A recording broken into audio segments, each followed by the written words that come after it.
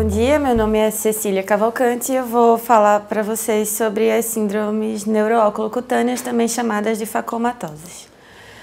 As facomatoses são as doenças que são caracterizadas pela sua presença ao nascimento, pela herança autossômica dominante e pelo acometimento de múltiplos sistemas.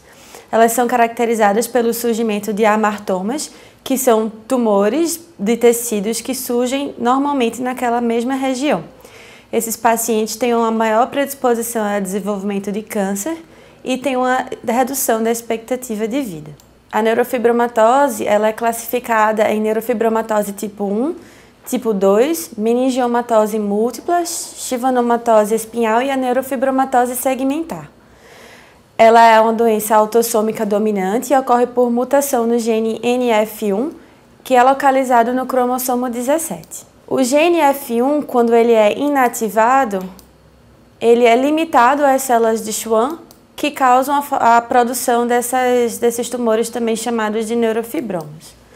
Os achados clínicos são caracterizados pelo surgimento das manchas café com leite.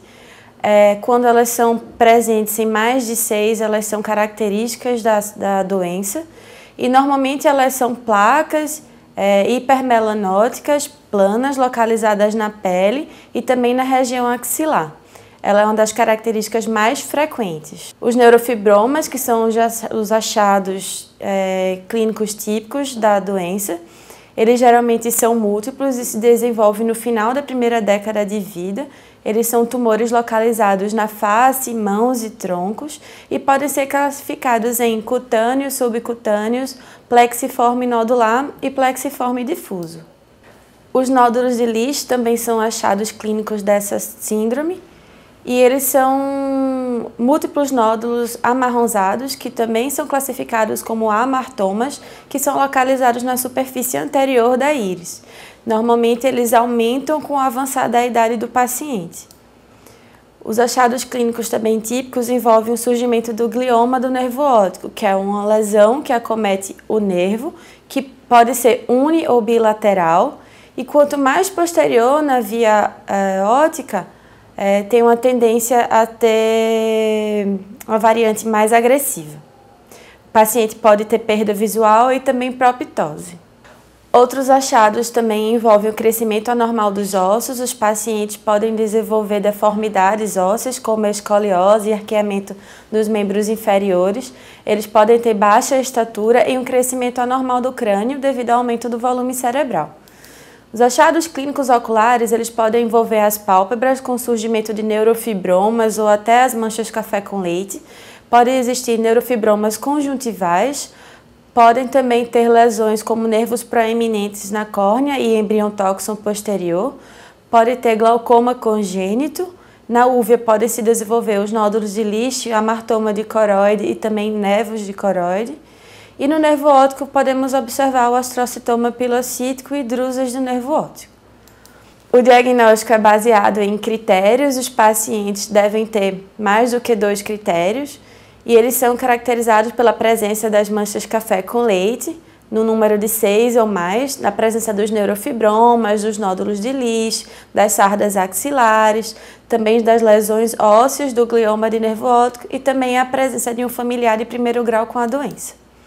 As complicações, os pacientes podem ter deficiências neurológicas, também ter queixas com relação à aparência, também devido aos problemas ósseos e às deformidades, podem ter alterações visuais até a perda da própria visão, distúrbios respiratórios e uma predisposição a desenvolver o câncer.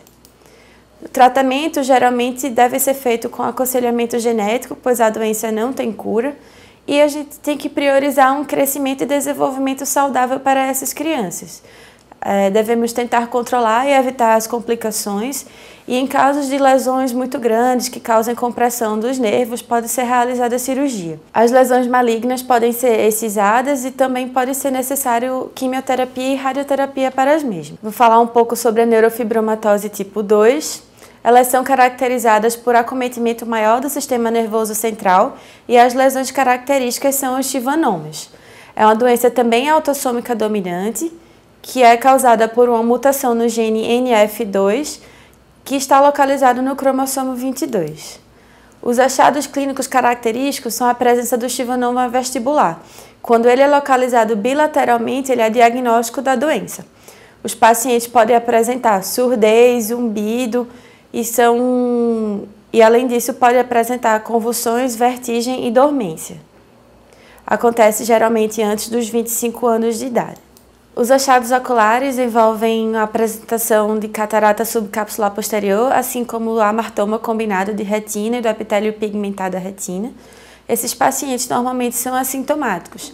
Além disso, também pode apresentar distúrbios da motilidade ocular e membranas epretinianas.